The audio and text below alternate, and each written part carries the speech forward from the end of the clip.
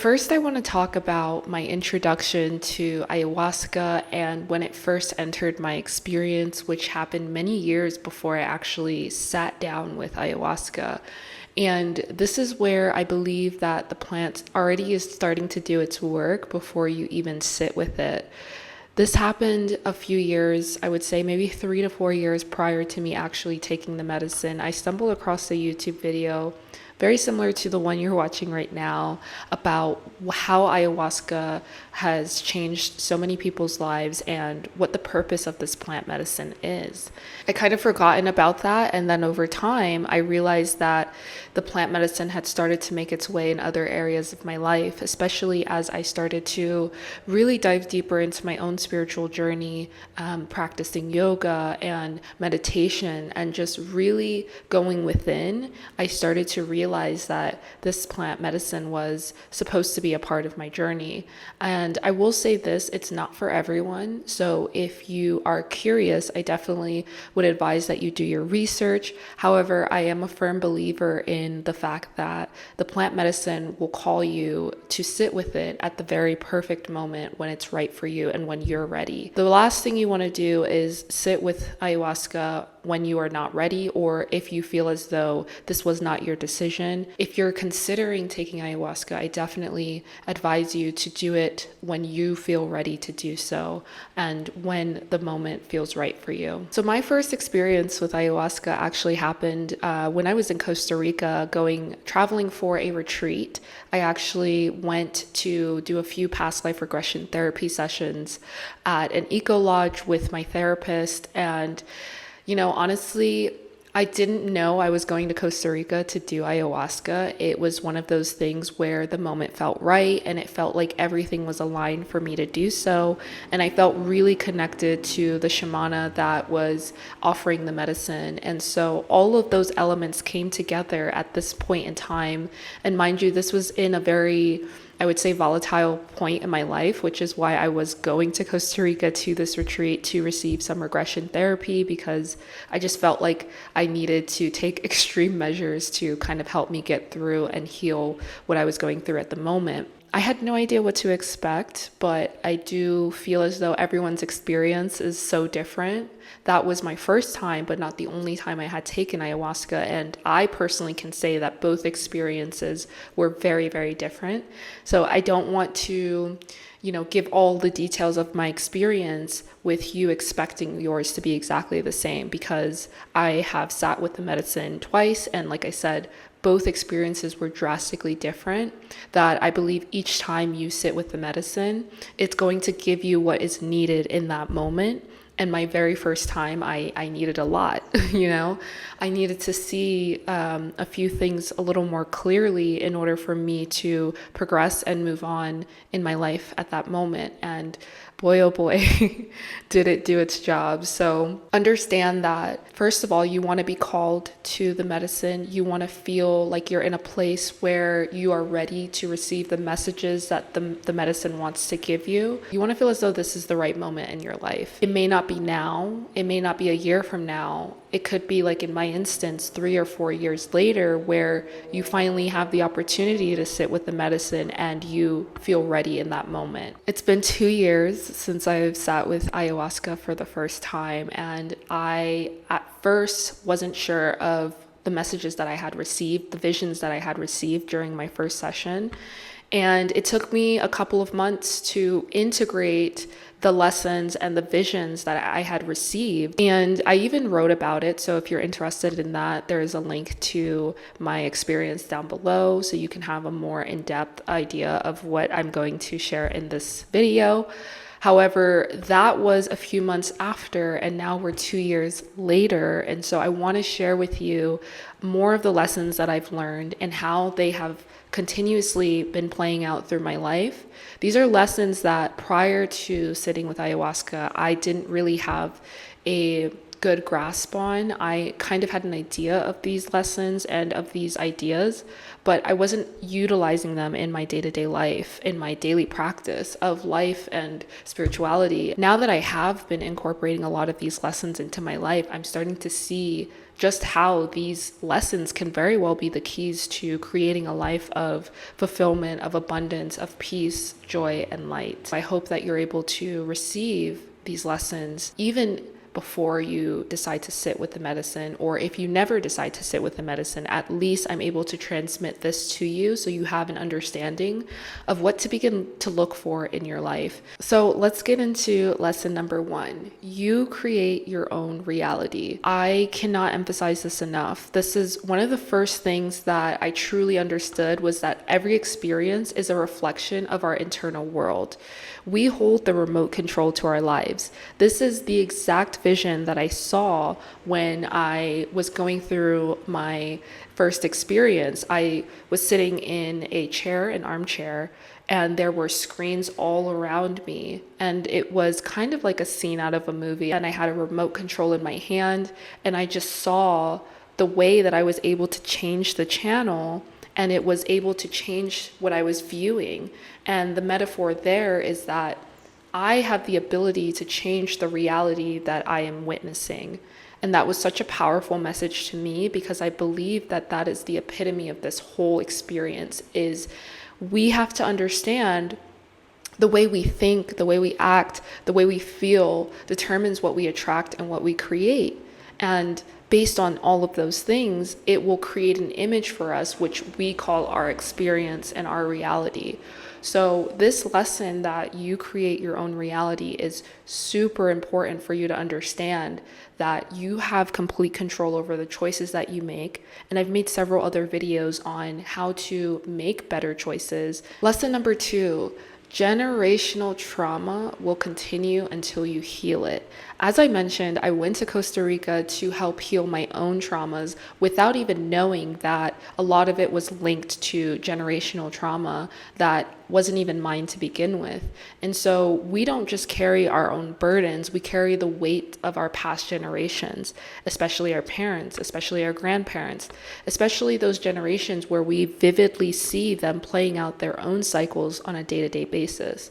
Ayahuasca was able to show me that these cycles do not have to continue. I think the most important aspect of it is bringing awareness to what is occurring in front of you, so that you have an understanding of when others are playing out their own traumas and playing out their own cycles and patterns, and how you can get to a point where it no longer affects you, or where you can get to a point where you can begin to plant seeds to help them recognize that and awaken to their own patterns and traumas. This is especially true in our family relationships, because I was able to see how certain people are put into our lives to help us break not only our own cycles, but to help them break theirs. This is the concept of karma. This is where once you become aware of the pattern and the cycle that is occurring generation after generation, it is now up to you to begin trying to break those. And it's not an easy task, that's very understandable. But I think the hardest part is coming to awareness. And then from there, you have the ability, you have the resources, and you have the tools to carry out what needs to be done in order to break those chains. I also saw how a lot of our parents are simply just portals to allow us to come into this realm to carry out the mission that we are here to do. And with that understanding, it allowed me to kind of let go and forgive and release and allow the universe to take care of the rest. I remember this being a theme more so in my second sitting with ayahuasca. However, this is a lesson that I wanted to share in this video for anyone who is feeling as though, they don't understand why they're here. They don't understand why they have the relationships that they have. They don't understand why they're a part of the family that they are a part of. I want you to understand that there is a reason, and typically if you're feeling this way, it's because you are here to break these cycles and these patterns and to create a new generational lineage that is based on awareness and understanding, light and love. So lesson number 3, we must reconnect with play. This was so important to me because I had, up until that point in my life, realized how far removed I was from my inner child.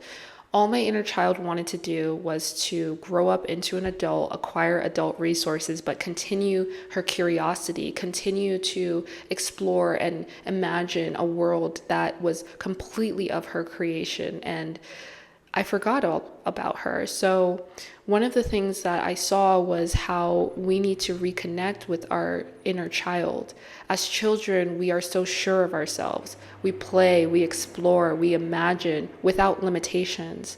Somewhere along the way, we forgot how to play. And that's essentially the lesson that we need to get back to. Being childlike with adult resources is one of the greatest gifts we can have. And I'm living proof of this because now this is how I view my life. We sometimes gravitate more towards what others want for us. And the more and more we do that, the more we suppress our inner child who should have never left us in the first place. We'll begin to see the world as a playground, as a place where, if the imagination is there, if the passion is there, we can really, truly have, be, and do anything we desire, just as we did when we were children. Lesson number 4 is that plants, energy, and frequency are everything. Really what this comes down to is, in my journey, I saw visions of how everything is frequency, whether it be a plant, which has some of the highest frequency and vibrations in this planet, whether it be the words that we say, whether it be the things that we consume, the foods that we eat, the people that we're with. All of these carry a frequency, a vibration. Even in the midst of destruction, plants, for example, are constantly reminding us that nature is constantly evolving and healing. And as I mentioned, everything comes back to frequency, and we think about what has the highest frequency, that being plants. So I encourage you, if there's, one takeaway from this video, is to start incorporating more plants into your life, whether that be in your home, whether that be in your garden or in your diet. You want to start incorporating more plants because they are here to heal us. They are aware of everything that's going on at the moment.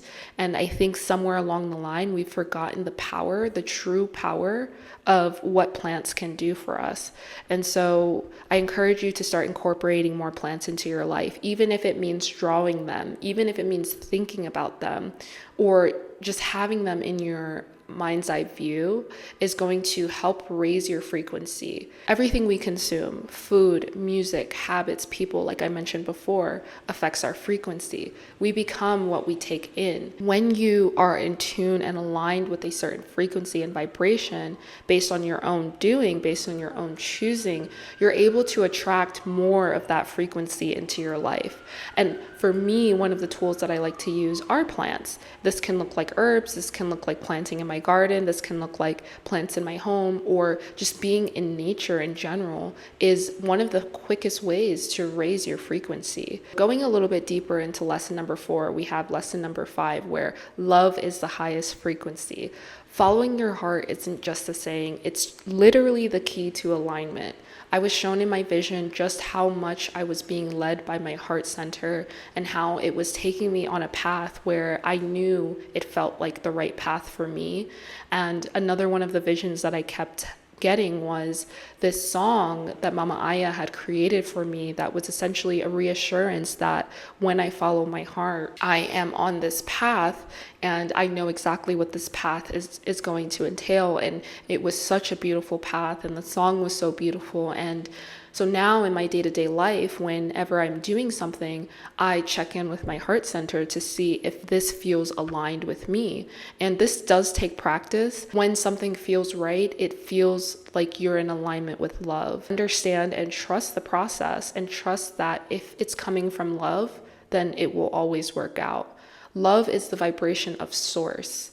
And when you align with it, it clears the path for you. And like I said, it may not look how we think it will, but this is exactly what is meant for you and your highest good. Now, let me talk a little bit about what I mean by love is the energy of source. Another vision that I received was just how infinite source is, and how when I was with source, when I was one with source, all I felt was love. It felt as though I was being wrapped around this warm blanket and held by the greatest grandmother energy you can think of. It literally felt like nothing else in the world mattered, because nothing mattered, just love.